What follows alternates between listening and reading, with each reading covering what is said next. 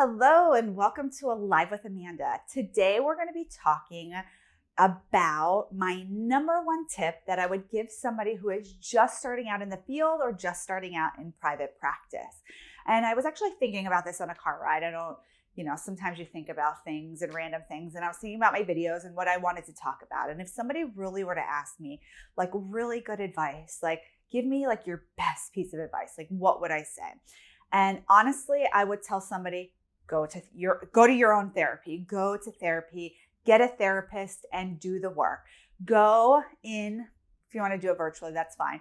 But there is something about setting aside that hour, driving there, making sure you have what's a solid hour, because by the time you check in and then driving home and having time to process and really being accountable to a therapist and really understanding the process helps you to become a much more empathetic therapist. I will be honest that I'm always shocked and surprised at how many therapists, young, old, new, seasoned, haven't been to therapy themselves. And I think that is just such a missed opportunity for that therapist, right? And for their clients. Because there's something that I can understand if I cancel on my therapist, like what that feels like to me, right? And what it feels like to have to go home and do homework and to resist wanting to do homework or to want to resist your appointments or to not love something that your therapist told you or to really love your therapist and really have a great bond with them. I've had all kinds of experiences like that, right? And so I'm obviously an advocate of therapy. I think therapy is really beneficial. But when it comes to therapists getting therapy, I'm like even more of an advocate. And like, yes, like it is so helpful. And even if you don't have a history of trauma, you don't have a history of mental health issues, you don't have a history of X, Y, and Z, it's really great for self-exploration.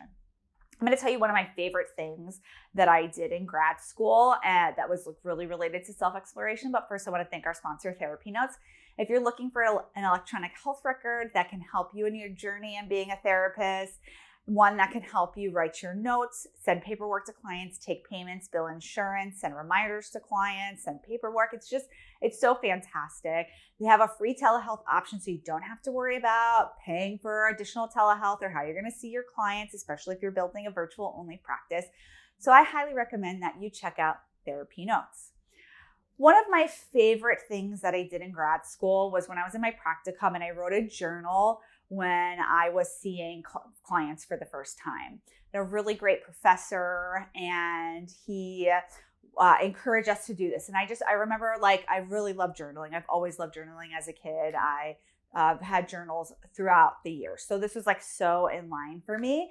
And I remember writing in that journal and I remember processing out that experience. And it was like my own therapy, right? And I could process my feelings of what it felt like to see clients for the first time and if I didn't know what to do. And so I was in therapy at that time, but having therapy and the journaling was really, really helpful. So I think self-exploration in whatever way that you do it as a therapist can be extremely helpful. But I do encourage you to seek your own counseling, your own therapy if you haven't already and you're going into the field.